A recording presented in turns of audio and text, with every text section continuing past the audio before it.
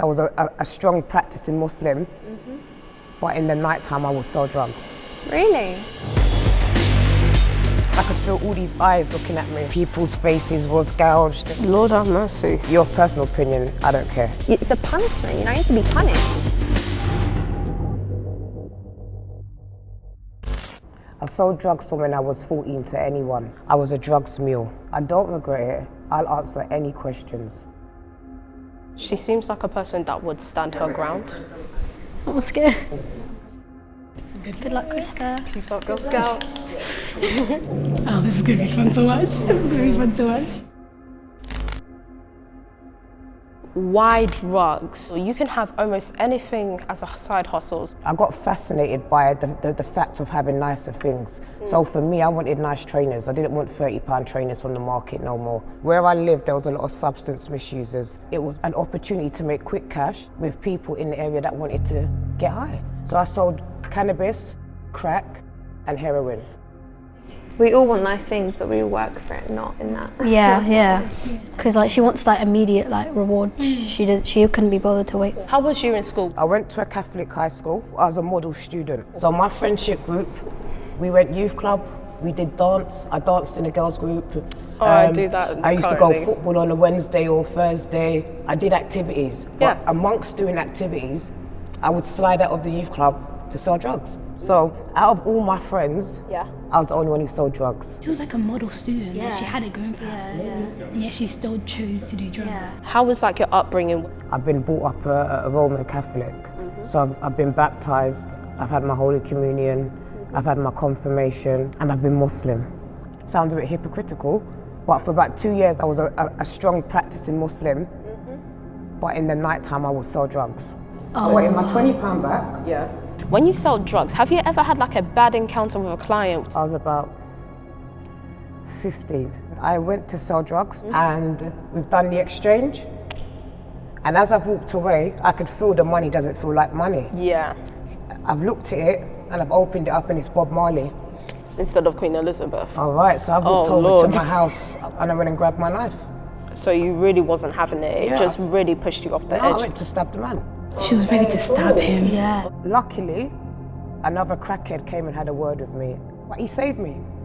He saved me from myself at that moment. But for the status of selling drugs, that's what comes with, innit? So you have to have that bravado. If you don't have that bravado, everybody's gonna take the mick, innit? I expected her to say, don't do what I did, but she hasn't said that yet. No, she hasn't. So I heard you use the word crackhead. Do you think that it's insensitive in a way because it doesn't really consider the effects of drugs and the effect on people? Well, my dad's a crackhead, so crackhead is a crackhead. Oh my God. Talk about a plot twist. If you did see the similarities of your dad with these people, did you not have much sympathy for the further effects, the long term, or was it just about money? It's about making money. I didn't really care about anything to do with my dad like that. He made a choice, and life's about choices. That's the choice you make. I don't care. It's not my business. So she's not taking any accountability for her actions. She's blaming it on the people who get the drugs from her. We're affiliated with it. I've just learned to have a conscience in the last 3 years, so I've never felt guilt regret or anything. Really? No. It's a business. I was the businesswoman at that time. So I put myself in the middle of the circle and I allowed all these crackheads to come to me. I was the pharmacist. Pharmacist, she said she calls herself a pharmacist. But there's other ways to make money. Isn't prison supposed to be like rehabilitation? You're supposed to reflect on your actions. You're supposed to regret and move on from them actions. But you say you don't regret anything. That's a sick question. I don't regret nothing. What would I need to regret? A life of dealing to people who wanted to be dealt to. I don't have no regret. All I'm doing is supplying to people who want something that's in demand. I don't have no regret to that. If I'm not going to do it, someone else will. My path of changing started when I went to prison. That's when my penny dropped. But she had such a good life there for her and she chose this She could have thrived through it. Were you a Muslim in prison? I was a practicing Muslim. I had my Quran, I had my prayer mat, I prayed, I did Ramadan. So what was it like? It was beautiful. My faith kept me going, innit? I learned discipline within myself again. I was being protected by somebody higher than me because I had a faith. It's always about faith, you know, if that's important in religion. So what did you do the first night you got there in prison? So the first night I got there, went down to dinner, and that was where the reality shock kind of kicked in. Everybody in that ward had either been put in there because they're either harming themselves, they've got mental health issues, they're suicidal, or they've attempted to hurt somebody else. So at that evening of dinner, I could feel all these eyes looking at me.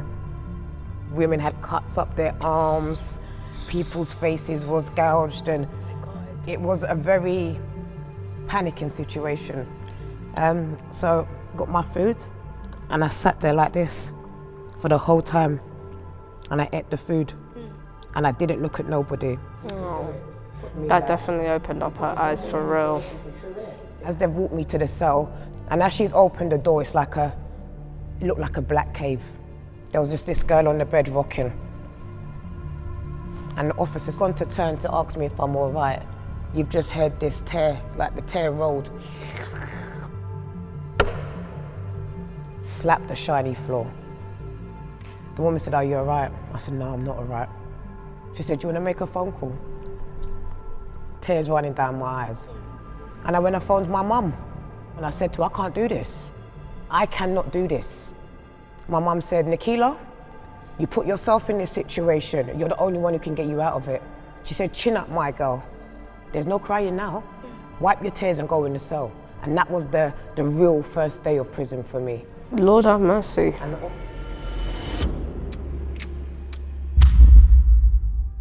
How did you get arrested and when did they give you your sentence? I was a drugs mule. So I worked with an international gang that used me to supply drugs around the country. The morning I got arrested, I went to the trap house to pick up the drugs, and I went on my 9.5-hour journey on the train up to Aberdeen.